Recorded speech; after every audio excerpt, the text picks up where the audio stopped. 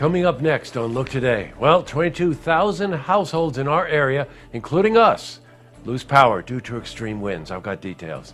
And we've got updates on the Saratoga Charter Review Commission. More on that coming up. And Friends of the IBA hold a presentation in Glens Falls to spread awareness of the endangered species of short-eared owls. I've got those details. It's all ahead on Look Today.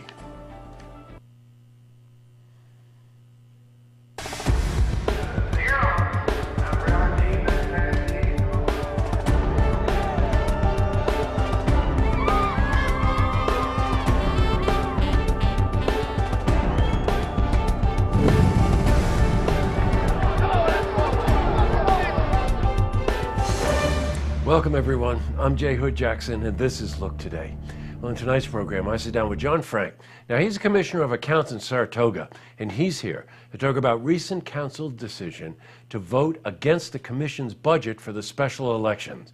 I also sit down with Mike Finacci. He's the executive director of the shelters of Saratoga.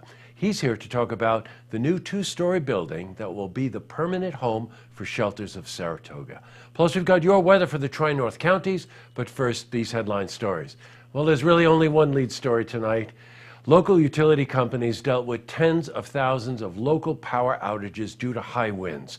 More than 22,000 National Grid customers in our area were without power today until almost 2 o'clock. Now, most of them were in Saratoga County.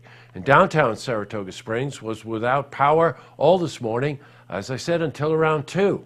Some businesses decided to close for the afternoon, while others remained open and others stayed closed completely.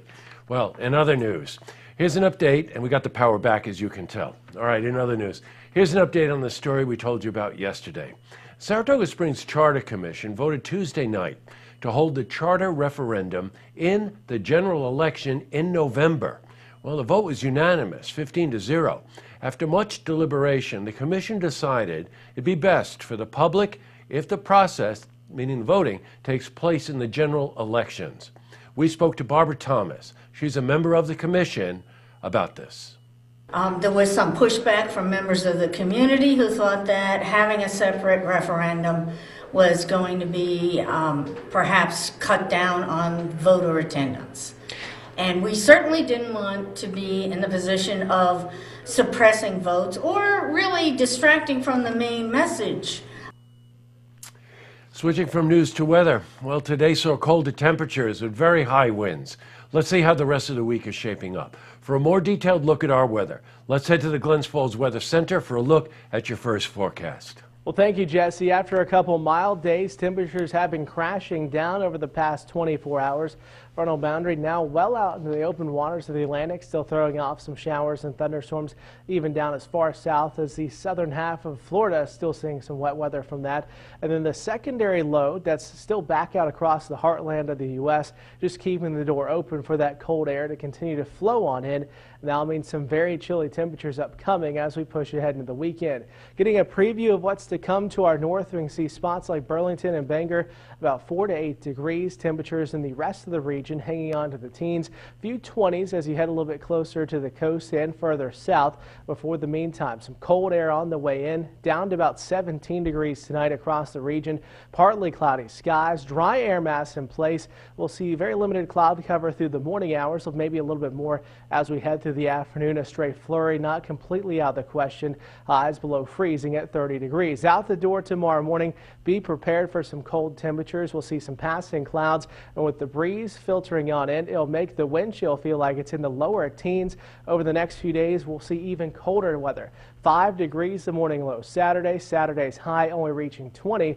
Then we'll start to see another warming trend. Sunday highs just reaching above freezing at 35 and 40s on the way headed into next week. Next rain shot does return Tuesday. Well, that's it from the First Look Weather Center. Now let's get back to you, Jesse. Thanks, Brad. I don't know about you, but I kind of got lulled into these 50-degree days. It was seriously just plain cold today. Very typical for March. Back to the news. Well, the short-eared owls are currently endangered. The owls are declining in numbers across their historic breeding grounds in North America. They're facing increasing threats to their survival in the Washington County grasslands. Well, Friends of the IBA held a presentation at the Crandall Public Library in Glens Falls to raise awareness. Now, we were there last night, and we spoke to Lori LaFond. She's the Executive Director of Friends of the IBA. We're trying to raise awareness of the short-eared owls and the other grassland birds, but the short-eared owls are kind of the mascot.